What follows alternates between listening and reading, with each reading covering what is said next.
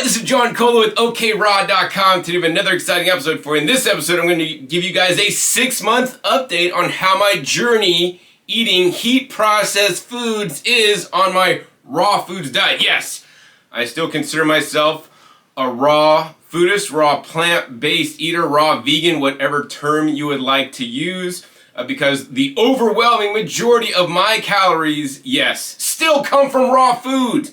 And just because I'm eating some heat-processed foods, that does in no way invalidate the many benefits of a raw foods diet. So for most of you guys out there, I encourage you guys to eat more fresh fruits and fresh vegetables. Most people on a standard diet these days do not eat enough fruits and vegetables. And the best form to get those in is in their raw natural state where they have their highest level of nutrients. That being said, I do heat process some foods to expand my diet repertoire, to expand the different kinds of fibers I'm able to get, and more importantly, different nutrients that I'm able to get as well.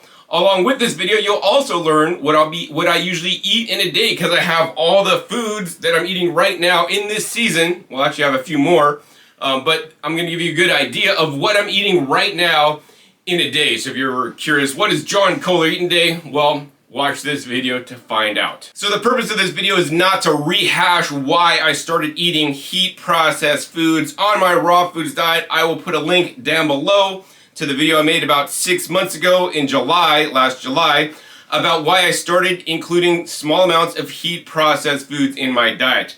I'll give you guys an update, and the update is I'm pretty much sticking to the schedule. I'm not going crazy, eating all kinds of crazy cooked stuff. I'm not eating out at vegan restaurants. I'm sticking to my plan. And I mean, because I've been doing a raw foods diet now since 1995, so this makes it my 27th year now on a raw foods diet, you know, I'm pretty solid in my course of action. I don't have temptations to like other kinds of foods, to, you know, junk foods, processed foods. Like those to me are simply not foods. And I've adjusted to eating some small amounts of heat processed foods fine, without any ill effects, in my opinion. So first I want to share with you guys actually what I eat in a day so you could kind of see the bigger picture and learn how much cooked foods, or heat processed foods as I like to call it, I actually eat. Alright, so to start off in the morning, I usually drink like a half a liter of Q-Larvia Q18 water. And then the next thing, after that digests, I will then usually always drink my turmeric, ginger, rosemary shot that sometimes will also contain ginseng, and it is made in a base of whole pomegranate juice that I basically took the arils out of the pomegranate, vacuum blended them, and then extracted the juice out, most nutritious juice, and then I basically reblended that with turmeric and ginger, and then extracted the juice out with the Alexa's nut milk bag. Video down below on how I make that. So I drink about 8 ounces of this first, and then my next juice of the day is a green juice. Greens are one of the most essential foods you should be eating on any diet. I don't care if you're on a raw diet, I don't care if you're on a vegan diet, I don't care if you're on a standard American diet or even a keto diet. You need to get your greens, guys. So I drink a green juice. This green juice consists primarily of romaine hearts or romaine lettuce, juiced with some celery, and then kale or collard greens out of my garden. So those are the two mandatory juices. Some days I'm out of this and I might have a second, you know, juice of a different kind, and I always have like a whole selection of different juices in my fridge already pre-made that I could grab and go at any time. These are just a few of them. I have a few more. This is like a pineapple cranberry jicama juice that I made. It's actually quite delicious. The pineapple complements the cranberries quite well. I think I put some ginger in there as well. This one is more of a beet, carrot style juice, also with red cabbage in there as well. And then also right here I actually have this recipe is a bomb. This is watermelon with mint and ginger. That is a super good recipe. So I normally will drink these days 2 juices, so 2 like mandatory every day. I always will drink 2 juices, might be a small and a big or 2 bigs. And then on many days I'll also then grab a 3rd juice, just because if I'm too busy to grab something and sit down and cut open mangoes and eat them, I could just grab a juice. Many of my juices contain a high vegetable content, although this time of year in the winter I might be juicing a few more fruits when the fruit availability is not quite as good. Then after I drink the 2 juices, then I get to figure out what I want to do for the day. Do I want to eat a fruit meal next or my vegetable meal? I prefer to eat my vegetable meal these days earlier in the day rather than later. So then I will then try, if I have time, I'll eat my vegetable meal, and I usually have my vegetable meal packed in a 32-ounce mason jar stored under vacuum. I have other videos how to vacuum pack your food so you can make them in advance. And this is just basically red lettuce out of my garden, romaine lettuce, some cabbage, other vegetables with a dressing made out of tangerines, like cuties, organic tangerines, blended with some macadamia nuts and some herbs and spices. And actually this week's salad is the bomb. If I'm not eating a salad, then I'm going to make a soup. One of my favorite things to do, basically I juice a lot of bell peppers generally, or tomatoes, or sometimes carrots, and then I'll blend that with some nuts and seeds, and then I'll basically just chop up a whole bunch of different foods, a lot from my garden and other vegetables, spiralize some zucchini or whatnot, and video down below on how I make my soup. So that's the basis of what I eat. You know, I like to eat that early, and then after I eat this, after it digests well, then I will have a fruit meal. Some days I'll have 2 fruit meals, some days I'll have 1 fruit meal.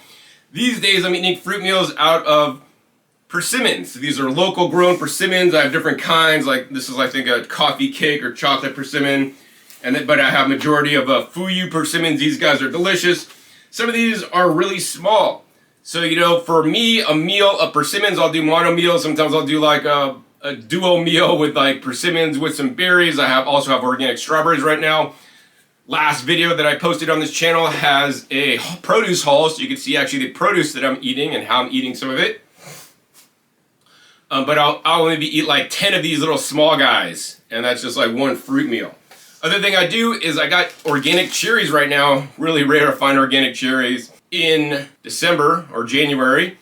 And so these are organic cherries, and I'll basically usually just eat like 1 whole bag of these guys, which is probably about a pound or so in 1 sitting. I also have lots of mangoes this time of year, so I have some Tommy mangoes, and I'll sit and eat like 4 mangoes. The mangoes aren't the best quality. I also got some papayas recently, and like yesterday, the papayas, when I ate them, they like had a funky texture because they got probably cold damaged. So then I just juiced them, and then I got papaya juice that I then blended with berries and some dragon fruit, frozen dragon fruit, and some berry powders, and actually drank that as a smoothie the other day. But I don't generally do smoothies too much, and actually, of course, anytime I use a blender, it is always going to be vacuum blended, and my next video will be on vacuum blending. So at that point, you see that basically everything I ate in the day is raw. I've had a couple juices, 2 to 3 juices, I got my salad, and then I got maybe 1 or 2 meals of fruit. So I'm already pretty full from eating my raw foods, and I could stop just there and I'd be fine, because this is the same diet that I've done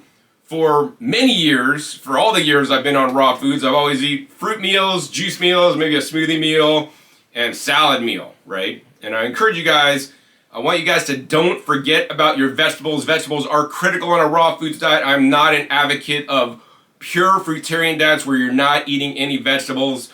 I think that will not be good for your long term, although I also have friends that have lived on a 100% fruitarian diet for a number of years as well. But, you know, that's not where I'm placing my bets on for my health. And to remind you guys, you know, I did not get into this because it's a fad diet. I did not get into this because I'm an ultra marathon runner. I got into this for my health, and so I continue to learn, grow, and evolve and try to improve my diet to build my health stronger and better than it was before. All right, so I've pretty much explained everything on the table except for these few jars over here. So on these jars, these are some heat processed foods that I eat. And the only way I heat food, or cook food if you want to call it that, is in the Instant Pot.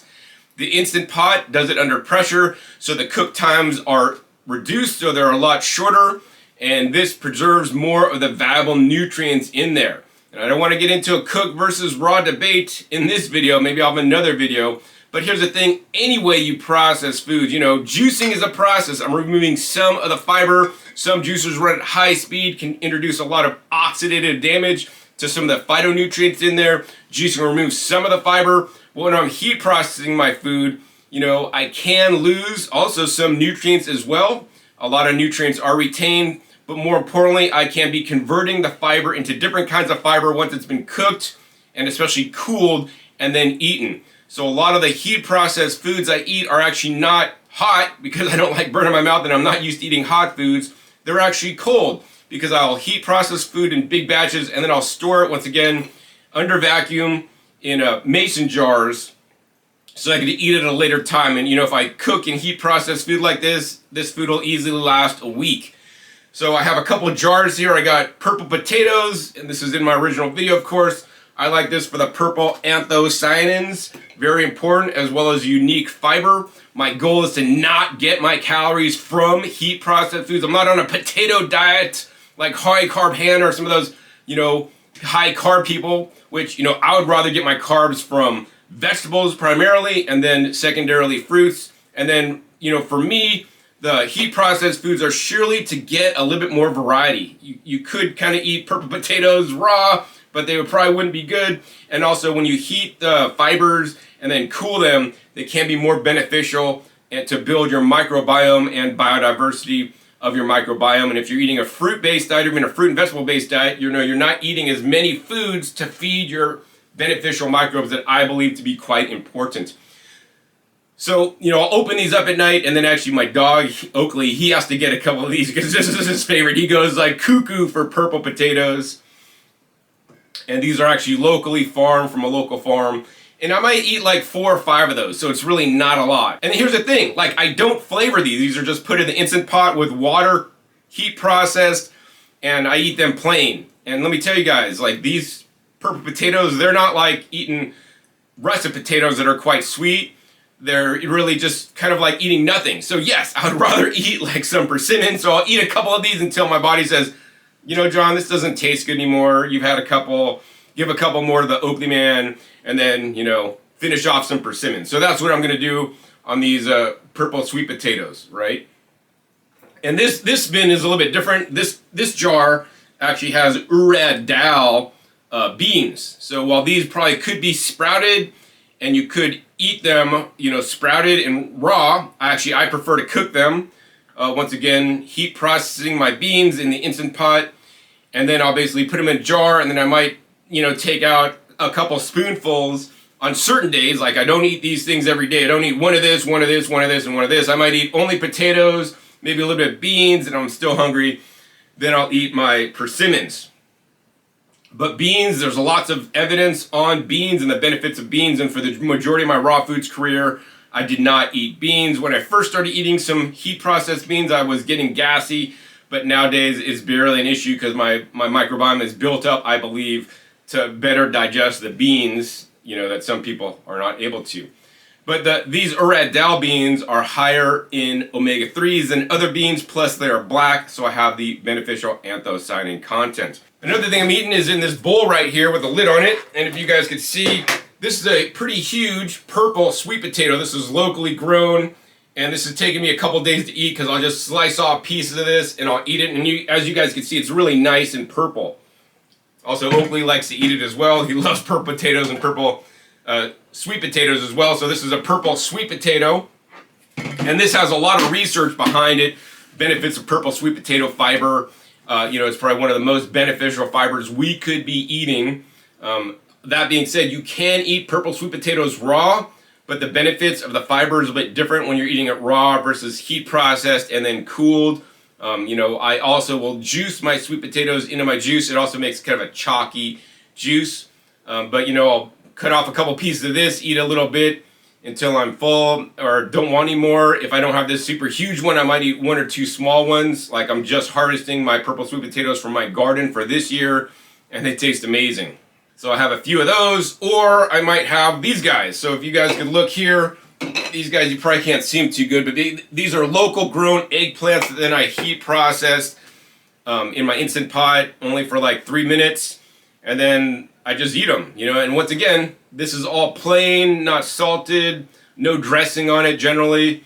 Sometimes I'll make a raw dressing and then dip some of the heat processed foods like the potatoes or the eggplant into there. But for me, my goal is to just get these foods in me. I don't want to like go over the top to try to make these things taste good because they taste how they taste. And this keeps me more compliant so I don't like overeat on them. when I first got into raw foods and I went back to eating some heat processed foods, I would binge on heat processed foods and cooked foods. And this is like 20 years ago after like a breakup. And it was hard for me to stop eating the heat processed food. But now I'm like clear in my mind. I know my plan. I know what I'm doing. I eat a little bit of heat processed foods to get a diversity of nutrients, vitamins, and minerals, and different kinds of fiber in me. Although once again, guys, seriously, 90% of my calories on average come from the raw stuff, okay? Now here's another heat processed food, and this is another way I eat heat processed foods aside from just eating it plain after I've eaten my raw foods for the day. I will incorporate it into some of my raw food dishes. For example, my vegetable dish. So this is heat processed cremini mushrooms that I bought 48 ounces worth, and I heat process them. Then I basically put them in a jar, put them under vacuum, and they live in my fridge until I make a big batch of my next salad or soup meal. I didn't have it ready for this salad meal, but if I did, I'd have basically just sliced up or cut up the heat processed mushrooms and put it into my raw salad or soup meal. Sometimes if I have extra beans and I don't feel like eating plain beans, then I'll just dump this into my salad or my soup that I'm making in food prep for the week and just, have a few beans in with my salad actually. So for me, when I eat heat processed foods, it's either with my raw food, vegetable meal, or it's just a few small ones on their own. I generally don't go into the mushroom jar and just pop it in my mouth, although that is quite interesting. The texture is quite unique. So that's what I eat in a day, and I really don't have any like cooked food cravings. I still don't want to eat bread. I'm not going crazy and eating a ton of this heat processed food stuff. I'm not moving in that direction. I'm staying pretty much tried and true with my raw food roots. I staunchly believe that we want to do the minimal amount of processing to our food as possible. And most raw foods will keep the processing to a minimum. Although I have learned that using some heat to process your food can have some benefits, I still believe that eating things raw is more beneficial, provided you could do that. So as I said before in my original video where I share that I'm eating heat processed foods, to be transparent, because that is very important to me in this day and age, is to tell you guys always like it is, tell you guys what I'm doing, whether you want to follow me, whether you want to try it or not. I'm sharing with you guys my experiences that might help somebody or maybe deter somebody from eating heat processed foods because you think it's hogwash. I would encourage you guys to open up your mind and look into some of the latest research about microbiome and biodiversity. That is probably one of the main reasons I'm doing this, as well as trying to eat more of the valuable phytochemicals. Like, as you can see, most of my foods that I'm eating that are heat processed are purple and or have some kind of function, right? Purple potatoes, purple sweet potatoes, purple eggplants, the urad beans all have the anthocyanin content in there. Mushrooms are highly anti-cancer and healthy food that can enhance our microbiome and give my body different kinds of fibers. You can eat some mushrooms raw if you're not doing them in high amounts. That being said, I prefer to heat process them because when I talked to Paul Stamets, he highly advised, and he's known as a mushroom expert, to heat process your mushrooms, and that is how they've been traditionally eaten, and especially some mushrooms can be quite poisonous if they're raw. Now, I also have a video where I respond to comments about me eating heat processed foods because I know a lot of hardcore raw foodies will try to make me out to be bad or wrong or I failed on raw foods. That's not the case whatsoever. I could have continued to eat raw foods as much as I wanted. I appeared to be, and according to my blood tests, was in good health and all my nutritional needs were being met. That being said, I want to see if I could take it to the next level, because the next level, for me anyways, is trying to focus on really building my microbiome stronger than it ever has been before. And the documented science shows that the wider variety of foods and the kind of foods you eat, the healthier your microbiome will be.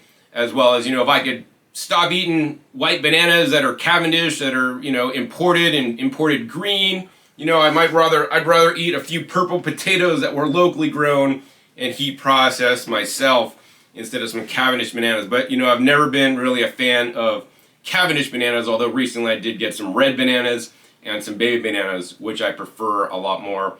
And of course, for bananas, some of the research and the science shows that you should be actually eating those green bananas. Yes, the green bananas before the starch converts to sugar is better for your microbiome. I haven't experimented with that one yet. So I think that's pretty much the end of this episode. I just wanted to give you guys a 6-month update on what I'm eating, how I integrate the heat processed foods into my diet in case you want to do it or not want to do it. Once again, links down below to my original video where I go into more detail about why I'm doing this. Also, my link to my video down below where I'm responding to some of your comments about, what you may think about me. And, once again, I'm just being transparent, just trying to put out there to the world what I'm doing. And more importantly, if I have kids one day, I love you kids that I haven't had yet, so that they know what their father did, on his dietary journey. Because once again, I'm on my journey, you're on your journey. You don't have to have the same journey as me, but I want to share my journey with others, that it may be helpful for. So that's pretty much it for this episode. If you guys enjoyed this episode about what I eat in a day and some of the heat processed foods I eat and how I integrate them into my raw foods diet, I encourage you guys to give this video a thumbs up and share this video with other people that are into a raw or even vegan or plant-based diet so that, because my goal really is to get more people to eat more raw foods and, not think of cooked foods as like the worst things in the whole world and it's poison like I learned when I was younger. Certainly some heat processed foods that are fried at high temperatures and cooked at high temperatures can create toxins and carcinogens that are not good for us. Also, be sure to click that subscribe button right down below so you don't miss out on my new and upcoming episodes that are coming out every 5 to 7 days. You never know where I'll show up or what you'll be learning on my YouTube channel. Make sure you click the little bell so you get notified as many videos come out. And finally, be sure to check my past episodes. Our past episodes are a wealth of knowledge. Over 600 episodes at this time. Teach you guys all about how to eat more fruits and vegetables because they are the best foods on the planet. So with that, my name is John Kohler with OKRaw.com. We'll see you next time. Until then, remember, keep eating your fresh fruits and vegetables. They're always the best.